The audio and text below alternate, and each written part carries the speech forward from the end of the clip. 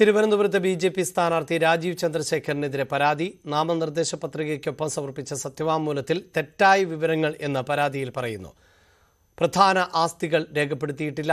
മുഖ്യ തെരഞ്ഞെടുപ്പ് കമ്മീഷണർക്കാണ് ഇടതുമുന്നണി ഇത് സംബന്ധിച്ച് പരാതി നൽകിയത്.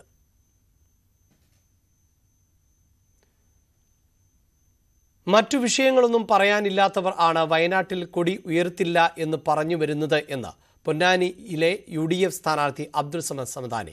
ആശയദാരിദ്ര്യമാണ് ഇവർക്ക്. ദേശീയ തലത്തിൽ മാറ്റം കൊണ്ടുവരാനുള്ള തെരഞ്ഞെടുപ്പാണ് ഇത്. പൊന്നാനിയിൽ മികച്ച വിജയം നേടും. ഭൂരിപക്ഷത്തെക്കുറിച്ചൊന്നും ഇപ്പോൾ പറയുന്നില്ല എന്നും സമദാനി ന്യൂസ് 18നോട് പറഞ്ഞു. UDFന്റെ പൊന്നാനി മണ്ഡലം സ്ഥാനാർത്ഥി അബ്ദുൾ സമദ് സമദാനിയുടെ പ്രചരണം കുടുംബയോഗങ്ങൾ, സൗഹൃദ സദസ്സുകൾ, പ്രവർത്തക സംഗമങ്ങൾ എന്നിങ്ങനെ പുരോഗമിക്കുകയാണ്. അദ്ദേഹം നമ്മോടൊപ്പം ചേരുന്നു. ഈ നോമ്പുകാലത്തെ പ്രചരണം ഇങ്ങനെ ചെറിയ സദസ്സുകളായിട്ടാണല്ലേ? അല്ല, ചെറിയ സദസ്സും വലിയ സദസ്സും ഒക്കെ ഉണ്ടായി. അതൊന്നും പ്രചാരണത്തെ ബാധിച്ചില്ല. സൗഹൃദ സദസ്സുകൾ വിപുലമായിട്ട് തന്നെ ഉണ്ടായിരുന്നു. എല്ലായിടത്തും ജനങ്ങളുടെ, നാട്ടുകാരുടെ വലിയ സാന്നിധ്യം ഉണ്ടായി. ധാരാളം സഹോദരങ്ങളെ കണ്ട് ആ യാത്ര മുന്നോട്ട് പോയിക്കൊണ്ടേയിരിക്കുന്നു. ആകെ വളരെ പ്രകടമായൊരു സംഗതി ജനങ്ങളുടെ ഒരു ദൃഢനിശ്ചയമാണ്. ഈ തെരഞ്ഞെടുപ്പിൽ അവർക്കൊരു തീരുമാനമുണ്ട്. ആ തീരുമാനം നടപ്പിലാക്കാനുള്ള നിശ്ചയദാർഢ്യമുണ്ട്.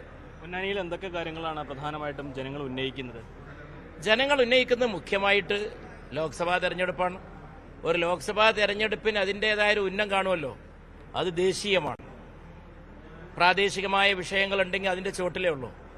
ദേശീയം എന്ന് പറയുന്നത് ഡൽഹിയുമായിട്ട് ബന്ധപ്പെട്ടതാണ്. നമുക്ക് കഴിഞ്ഞ 10 കൊല്ലത്തെ ഒരു ഭരണത്തിൽ മനമെടുത്തൊരു ജനമുണ്ട് ഇവിടെ. ഇന്ത്യ രാജ്യത്തെ ജനമാണ് പൊന്നാനിക്കാർ. അതിൻ്റെ ഭാഗം മാത്രമല്ല, അവരെപ്പോഴും ഡൽഹിയിലൊരു മതേതര സർക്കാരിനെ യാഥാർത്ഥ്യമാക്കാൻ വേണ്ടി മുമ്പ് കാലങ്ങളിൽ ചരിത്രപരമായ റോള് നിർവഹിച്ചവരാണ്. അങ്ങനെ ഒരു പാരമ്പര്യം കൂടി പൊന്നാനിക്ക് ഒരു കേന്ദ്രമന്ത്രിയെ കൊടുത്തവരാണ്. കേന്ദ്രത്തിലെ ഒരു